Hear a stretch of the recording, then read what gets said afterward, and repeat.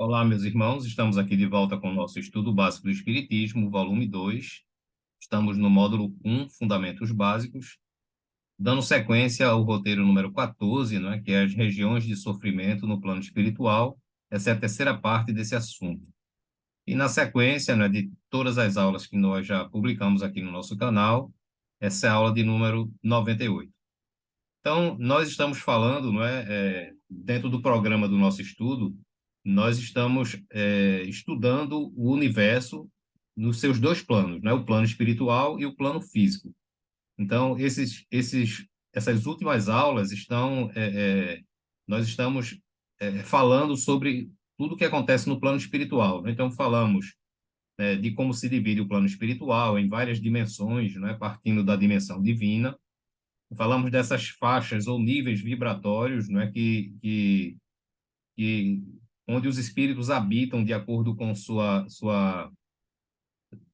seu nível de evolução.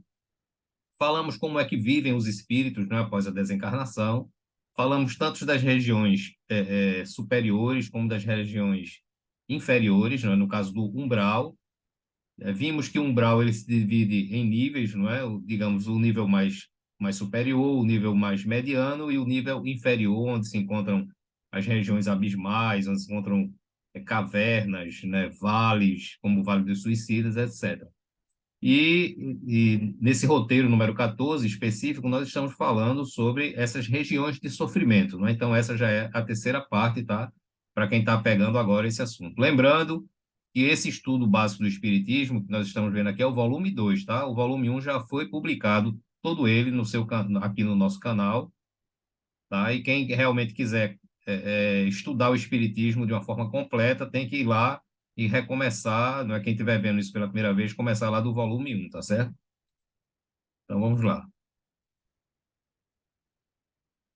As cidades, né? Nós estamos falando aqui no caso do umbral, tá certo? Que vimos isso nas aulas passadas. Então estamos dando continuidade. As cidades possuem edificações bizarras, pintadas de tons berrantes.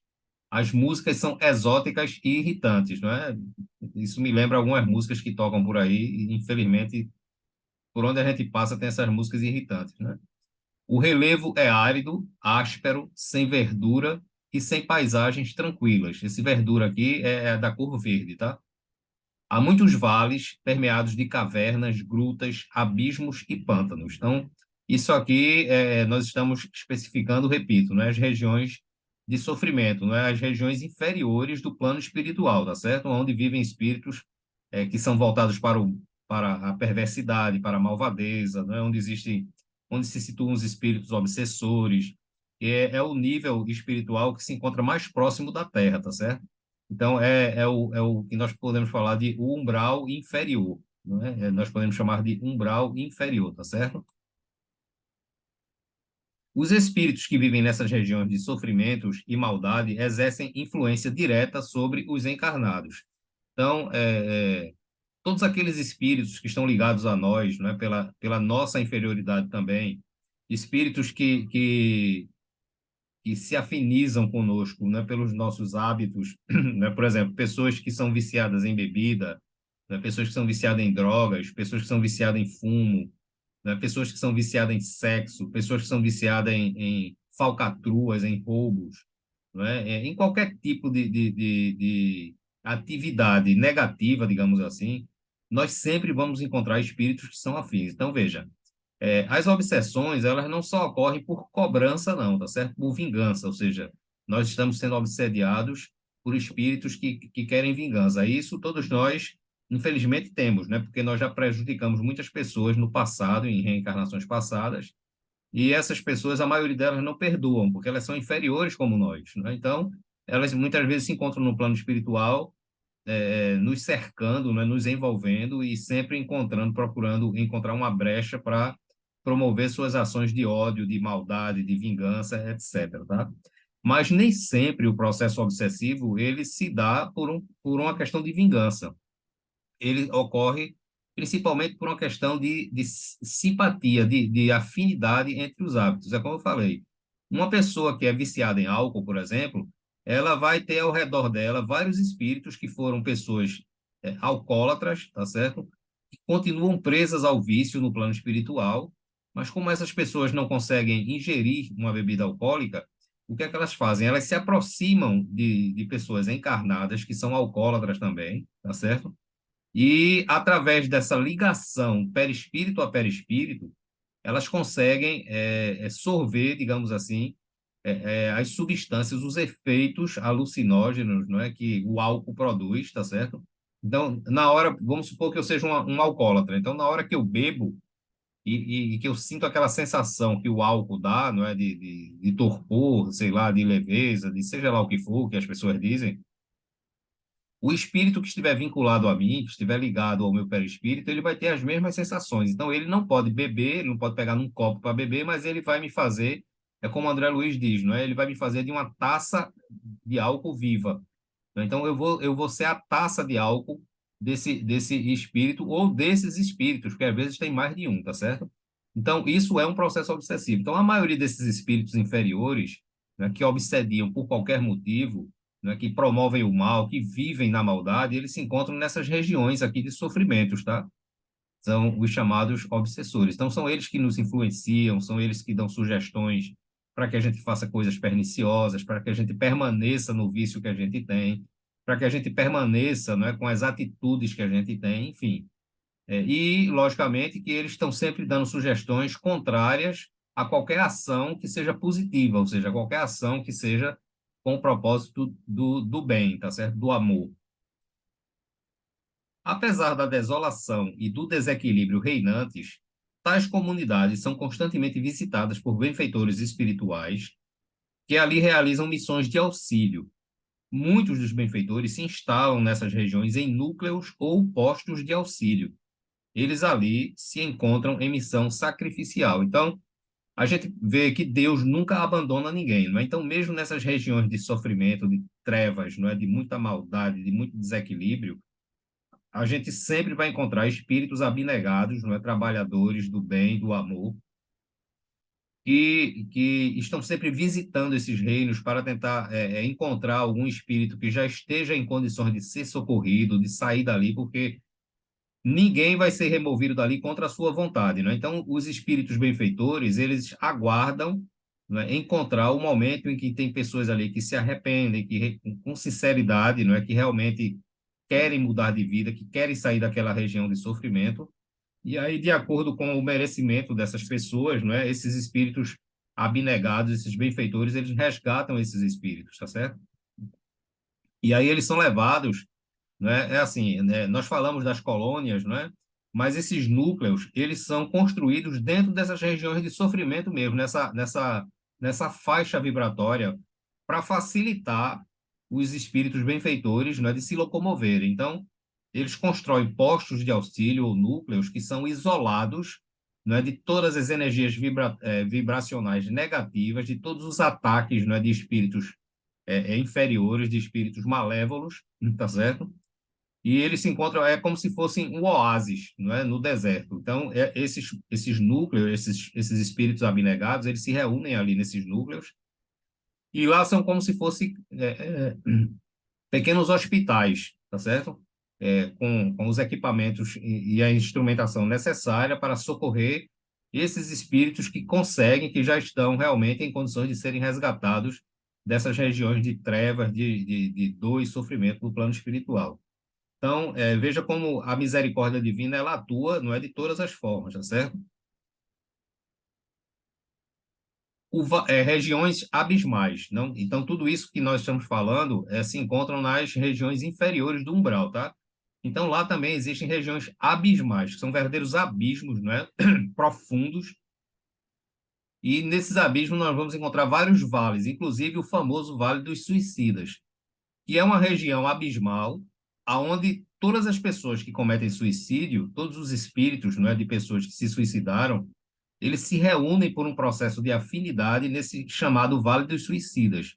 Então, é uma comunidade descrita no livro Memórias de um Suicida, tá? Então, esse livro, psicografado por Ivone do Amaral Pereira, e conta, psicografado por Camilo Castelo Branco, né, que foi aquele poeta português.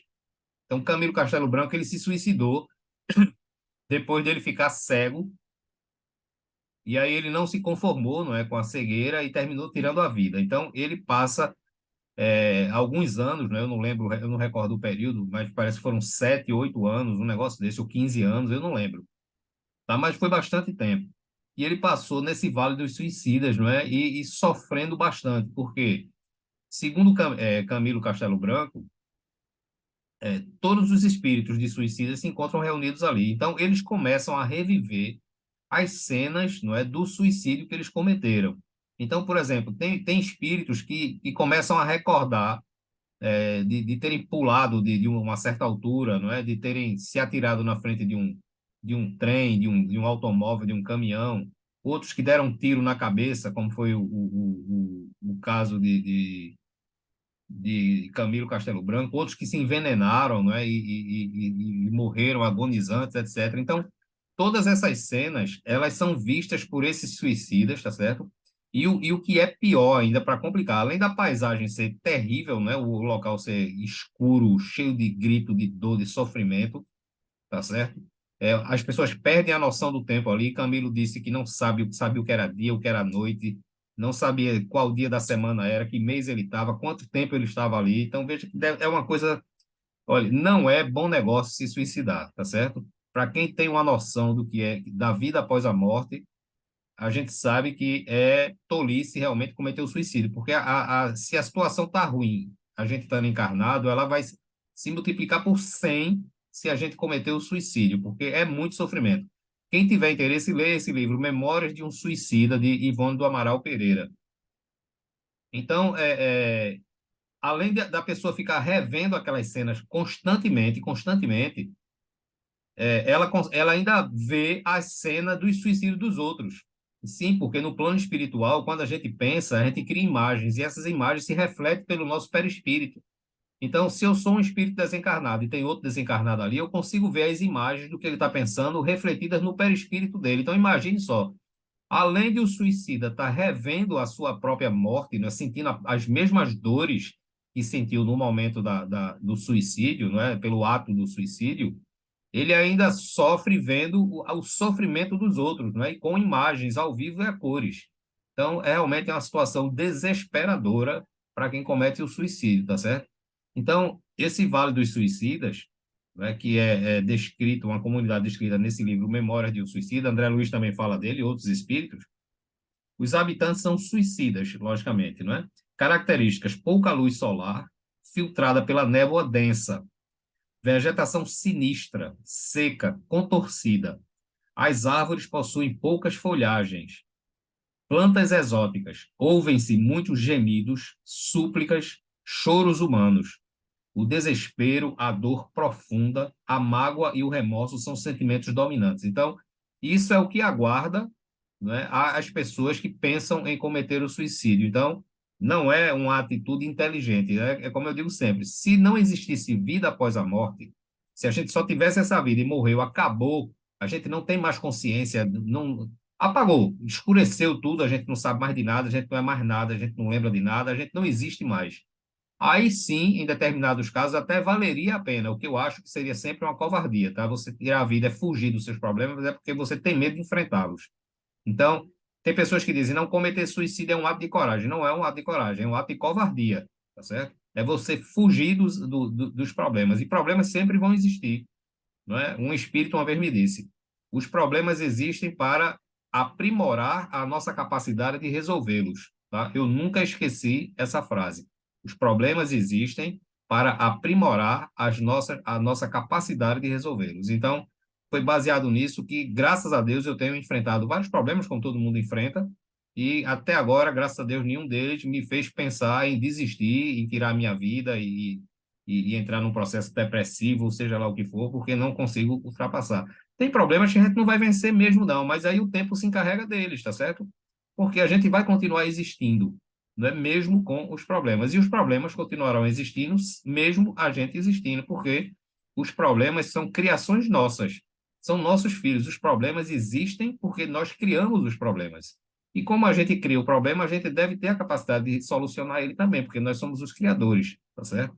Então, o suicídio Se porventura alguém que está assistindo esse vídeo, acompanhando essas aulas, já pensou ou pensa nisso, tire da cabeça, porque é terrível, né? As consequências, tá? São terríveis. Umbral. Numa Cidade Estranha, que é um livro, né? É psicografado por André Luiz, tá? Então, descrição. O umbral é uma vasta região descrita por André Luiz. A Cidade Estranha está descrita no livro Libertação. Então, tem esse livro de André Luiz, me parece que são 17 livros dele, né? E ele descreve muito bem o umbral nesse livro. Os habitantes são espíritos imperfeitos, presos a paixões inferiores, vinculados ao mal. Vivem aí benfeitores espirituais nos postos de auxílio, como nós falamos, realizando trabalho sacrificial. Características: zona obscura que se inicia na crosta da Terra. Então, veja como o umbral inferior, né, essas regiões abismais, esses vales, eles estão bem próximos da dimensão física, não é, da crosta, da superfície física do planeta Terra, tá? Espécie de região purgatorial, local de grandes perturbações que se caracteriza pelo esgotamento de resíduos mentais, presenças de legiões compactas de almas irresolutas, ignorantes e desesperadas em graus variáveis. Então, essa é uma descrição resumida, né, que André Luiz dá do que é o umbral. Né? Então, é aquilo que eu falei. Quando a gente desencarnar, a gente vai para o umbral. Agora, se a gente vai para a região inferior, mediana ou superior, vai depender do nosso estilo de vida, né, da nossa condição evolutiva. Mas no umbral, todos nós teremos que passar. Por quê? Porque é um local de esgotamento de resíduos mentais. Então, a mente da gente precisa esgotar, né, o hábito de estar presa a um corpo físico, né, esses resíduos mentais que a nossa mente criou por estar ligada a um corpo físico, elas precisam ser dissolvidas, diluídas, tá? Dispersadas, digamos assim, para que a gente comece o processo de readaptação a viver agora apenas com o perispírito, que é um corpo muito mais sutil do que o corpo físico, tá certo? Então, o umbral ele tem essa função também. Ela é uma zona de descarrego, né, para que a gente possa se readaptar à verdadeira vida novamente, né? Porque, como eu falei já nas aulas passadas, você que passou 100, 80, 70, 80, 100 anos não é preso a um corpo físico, isso é muito tempo. Então, a mente está habituada a lidar com uma roupa grosseira. Quando a gente perde essa roupa grosseira e a gente vai lidar com a roupa sutil, que é o perispírito, a gente precisa de um tempo de readaptação, tá certo? Nós falamos nas aulas passadas também das modificações que o perispírito sofre após a desencarnação, que leva um certo tempo, né? Dependendo de cada caso, né? Os espíritos evoluídos se adaptam muito mais rápido.